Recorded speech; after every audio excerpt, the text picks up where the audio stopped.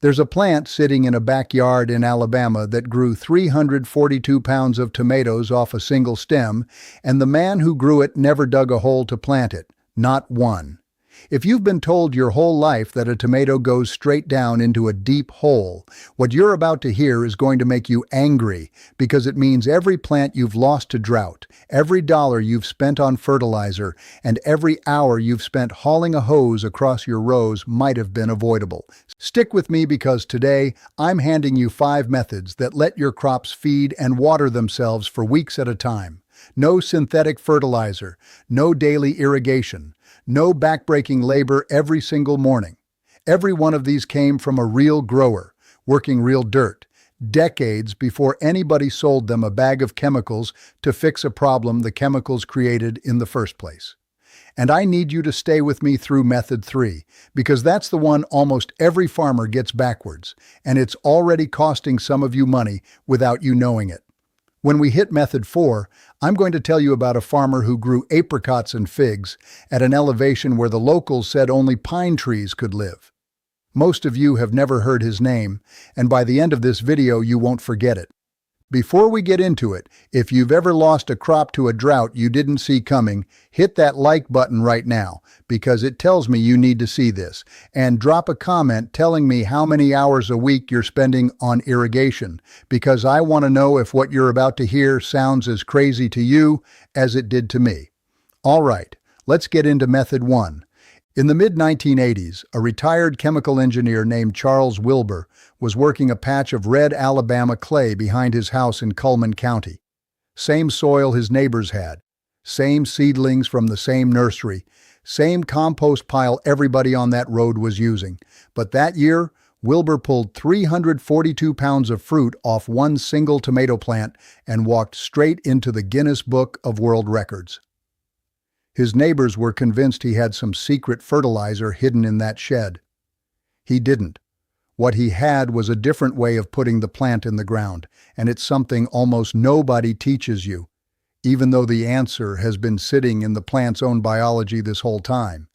Here's the part that should stop you cold. Every tomato stem is covered in tiny little hairs. Look close next time you're out in the field. Bury any part of that stem under soil, and within about 10 days, those hairs turn into actual roots. Botanists call them adventitious roots. A pepper plant can't do this. A cucumber can't do this. Even most of the tomato's own cousins in the nightshade family can't do it. This trick is baked into the DNA of one plant, and most growers never use it. Think about what that means for how you've been planting. The standard method has you digging a hole 6 inches down, dropping the seedling in straight, and burying maybe 2 inches of stem below the first set of leaves. 2 inches of buried stem, 2 inches of new root growth. That's it. That's what you've been working with your entire career. Wilbur threw that out. He dug a shallow trench about a foot long and only 3 inches deep, laid that seedling flat on its side, and gently curved the growing tip up so the leaves cleared the soil line. Then he covered the entire horizontal length of stem with dirt. Within 2 weeks, that whole buried section had exploded into new roots. Instead of 2 inches of root zone, he had a foot of it. By the middle of summer, that plant was pulling water and nutrients through roughly 10 times the surface area of a normally planted tomato. While the plants around it were wilting by 2 in the afternoon, his kept standing. Now, here's the piece that almost nobody talks about, and it's the reason his plants never rotted at the soil line in a wet spring. Before he laid that seedling into the trench, Wilbur dusted the bottom with plain ground cinnamon from his own kitchen cabinet. Sounds like an old wives' tale. It isn't. Cinnamon contains a compound that suppresses the exact fungal pathogens, the damping-off organisms, that kill young seedlings right where the stem meets the soil. A 1/4 teaspoon under each plant, and that new root system gets to expand into ground that isn't working against it. If you're out of cinnamon, turmeric does the same job. Use whichever one's been sitting in the back of your pantry the longest. By July, this is what separates your rows from everybody else's. Their plants need water every single day in the heat. Yours are reaching moisture 2 feet down that the shallow-rooted plants next to them can't touch. The cinnamon layer keeps that lower stem from rotting out during a wet stretch, and because every leaf and every flower cluster is fully supplied instead of fighting for scraps, you're looking at 2 to 3 times the fruit off the same seedling, same seed packet, same ground, one sideways plant, one spice out of your kitchen. That's the entire trick, and it costs you nothing. But a plant with that much root mass is still only as good as what's actually in your soil to feed it. And that's exactly the gap method 2 closes. Back in 1972, a woman named Mary Applehoff bought a pound of red worms for $4 and kept them in a box under her sink in Kalamazoo, Michigan. A decade later, she put out a small book called Worms Eat My Garbage. That book sold over 165,000 copies and basically started the home vermicomposting movement in this country. But buried near the back of her work is the part almost everybody skipped past. Some of her readers had stopped using the indoor box entirely. They were taking a length of PVC pipe, drilling it full of holes, and sinking it straight down into the middle of their vegetable beds. The worms already living in that soil found their own way in and out. Kitchen scraps went in the top. The plants growing around that pipe took off like nothing else in the garden. She called it the worm tower, and on the other side of the planet, permaculture growers in Australia were building the exact same thing around the same time, with zero contact between them. When 2 groups of people who've never spoken land on the same fix independently, that should tell you something. Building one of these costs you less than a fast food meal. Take a 4-inch PVC pipe, about 18 inches long, $5 at any hardware store. Drill 1/4-inch holes across the bottom 12 inches, spaced about 2 inches apart, all the way around. Dig a hole in the center of your bed, deep enough that the entire drilled section sits underground, leaving about 6 inches above the soil with a cap on it. Plant 4 tomato or pepper seedlings in a square around that pipe, roughly 18 inches out. From there, the only work left is dropping your coffee grounds, eggshells, and vegetable scraps into the top every couple of days. Here's what happens underground that you never see. The worms already in your native soil, and there are thousands of them per cubic foot in healthy dirt, migrate into that pipe through the drilled holes to get at the food. Their castings, which are about the most concentrated organic fertilizer you can find, seep straight out into the root zone of the plants around them. You're not hauling scraps to a compost pile 50 feet from your rows and hoping the nutrients eventually make their way back. You're feeding the roots directly, 6 inches from where they're actually working. We tested this ourselves, pulled a soil sample 4 feet from the tower, then a sample 2 inches from it. The dirt right next to that pipe had 4 times the available phosphorus and 3 times the nitrogen of the soil just a few feet away.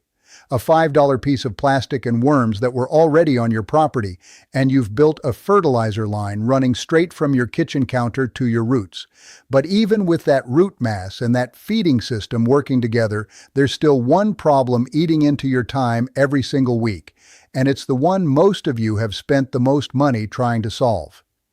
In 1992, a woman named Patricia Lanza was managing a 3-acre garden in the Berkshire Mountains of New York, and her back had had enough. She was done kneeling in the dirt pulling crabgrass. So she walked out with a stack of old newspapers, a wheelbarrow of compost, and a bale of straw, and she laid that newspaper right over the top of her weeds, edges overlapping so nothing could push through. Compost went on top of that. Straw went on top of the compost. Then she walked away. 6 weeks later, everything underneath that newspaper was dead. The paper itself had started breaking down into the soil, and the compost layer was already crawling with earthworms. She planted straight into it that same season and called the method lasagna gardening. Her book sold over 200,000 copies, and versions of her method are running on organic farms across the country right now. Here's where it goes wrong for most people, and it cost us an entire season the first time we tried it. Every tutorial out there tells you to use cardboard for the base layer because it's free and it's thick. Sounds smart? It isn't. A researcher at Washington State University who has spent over 20 years studying garden mulch has published findings showing thick cardboard layers can actually choke the soil underneath, cutting off the oxygen exchange your roots and your microbes both need to survive. Worse, a lot of modern corrugated cardboard is bonded with glues and coatings that can carry PFAS, the so-called forever chemicals. That's not something you want sitting 6 inches under a crop you're going to eat. What Lanza actually used, and what still outperforms cardboard, is plain newspaper. 5 to 7 sheets, soaked in water, edges overlapped. It breaks down faster than cardboard, it lets gas move through, and the ink in modern newsprint is almost universally soy-based now, so it's not putting anything harmful into your beds. If cardboard is genuinely all you've got, punch holes through it every 6 inches with a garden fork before you cover it, so your soil underneath can still breathe. From there, layer 2 inches of compost or aged manure, 2 inches of grass clippings or chopped leaves, and finish with 2 to 3 inches of straw on top. When you're ready to plant, cut a small cross into the layers, open a pocket down to bare soil, and drop your seedling straight in. That plant spends the whole season pulling nutrients from the slow breakdown above it, while the weeds underneath suffocate in the dark. No more tilling, no more weeding on your knees, no more fertilizer bill. One afternoon of layering, and you've built a bed that feeds and defends itself for the rest of the year. Now, before we get into method 4, and I promise you, this is the one that's going to make you stop scrolling, I want to give you something. We packed everything in this video, exact measurements, seasonal timing for each method, a troubleshooting checklist, and a printable shopping list into a free guide we call the Self-Feeding Garden Blueprint. Most of what's on that list costs you under $5 total. One farmer who used the worm tower method out of that guide pulled 86 pounds of cherry tomatoes off a single 4x8 bed last summer, up from about 20 pounds the year before on the same plot. Scan the code on your screen right now, or hit the first link in the description, and it's yours, completely free. Once you grab it, we send you a forgotten method like this one every week.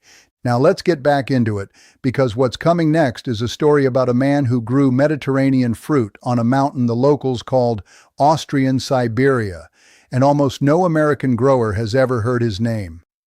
In 1962, a 20-year-old named Sepp Holzer inherited his family's farm in the Lungau region of Austria, sitting at nearly 5,000 feet up the mountainside. The average yearly temperature up there was around 39 degrees. Winters dropped to 25 below zero.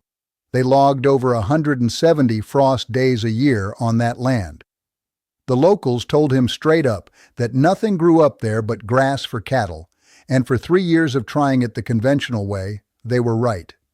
Everything he tried failed, so he started digging through old German farming texts from the 1500s and 1600s, and he kept running into the same forgotten practice, one where farmers buried rotting logs and branches underneath their growing beds, claiming the wood fed the soil for decades at a time. Modern agriculture had written it off as superstition. Nobody needed any more now that you could just buy fertilizer in a bag. Holzer had nothing left to lose, so he tried it.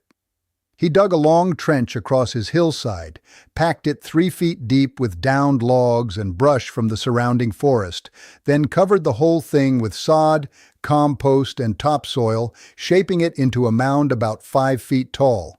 Within 2 years, he was growing cherries, apricots, and figs at an elevation where his neighbors swore only spruce trees could survive.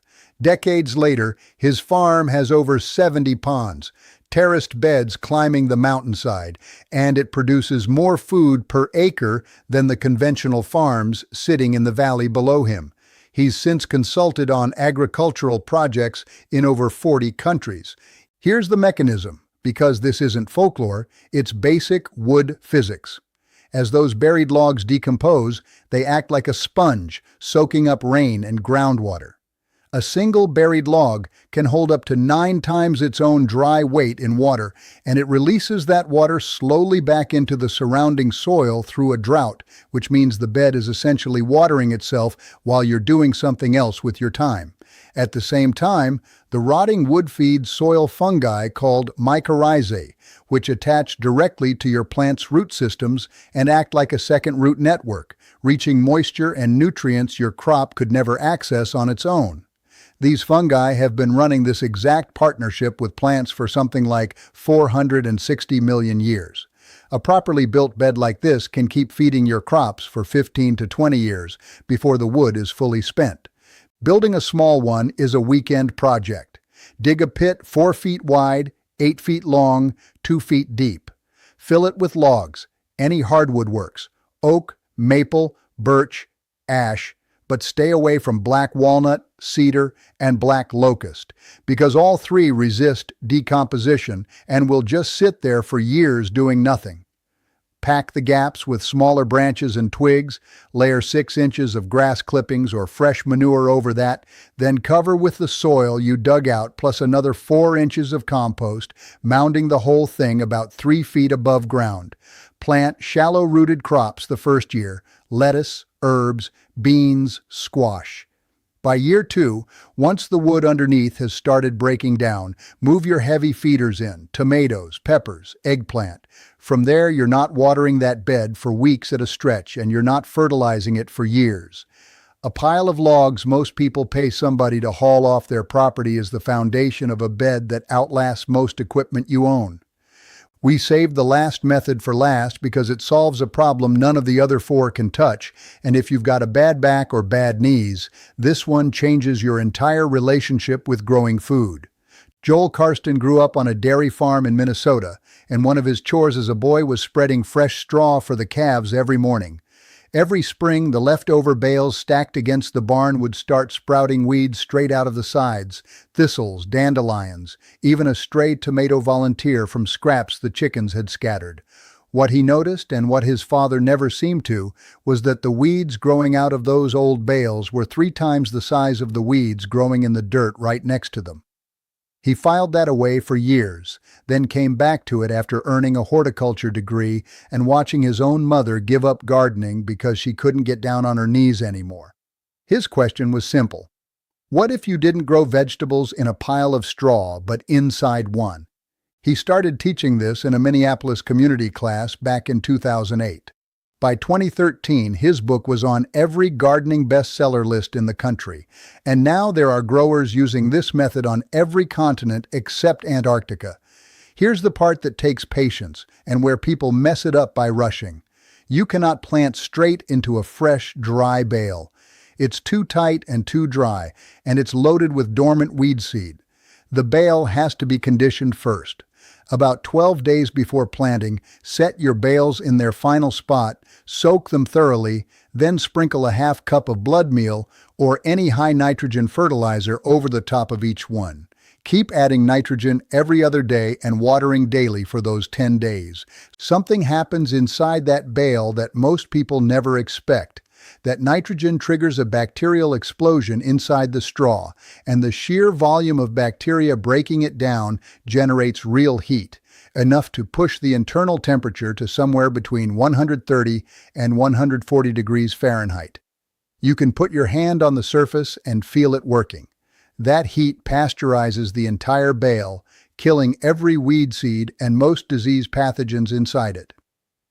By day 12, the temperature drops back to around 90 degrees, and the inside is warm, rich, and ready to plant. Scoop a hole in the top, drop your seedling in, pack the straw back around the stem, and that bale becomes your growing medium, your heat source, and your slow-release fertilizer all in one. For anyone dealing with a bad back or bad knees, the planting surface sits 18 to 20 inches off the ground. No kneeling, no bending, you harvest standing straight up. By the end of the season, that bale has broken down into rich, crumbly compost you can spread across the rest of your ground the following spring. $15 in straw, 20 days of patience, and a system that does the bending for you.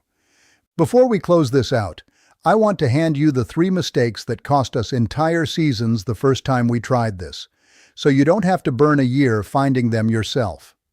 First, we tried building one bed of every method in the same spring. Don't do that. You'll have no idea which one is actually working and which one's failing. Pick one, run it a full season, then add the next one the year after. Second, we used cedar logs in our first hugelkultur bed because we happened to have a cedar tree come down for free right there on the property.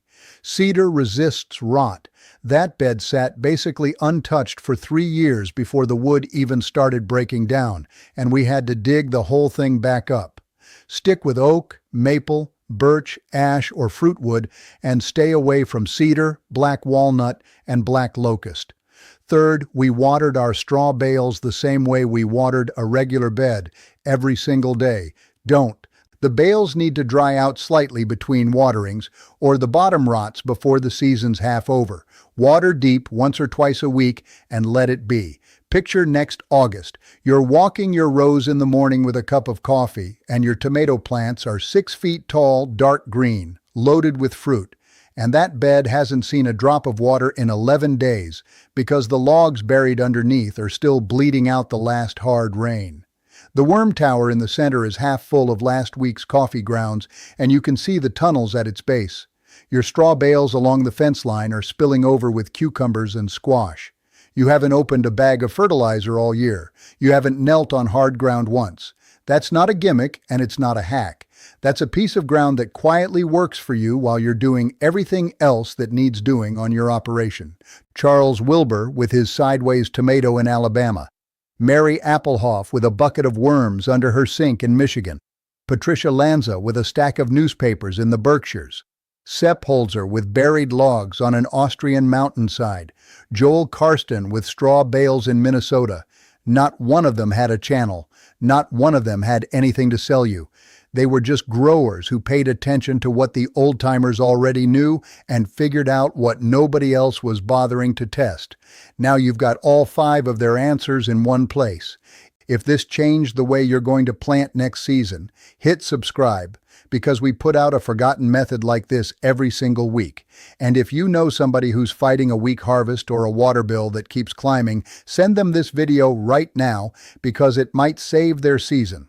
And if you want to see what this same kind of forgotten thinking does to dead, exhausted dirt, we just put out a video on a method from the 1940s that turns worn-out ground into rich, dark topsoil in a single season without buying a single bag from the store.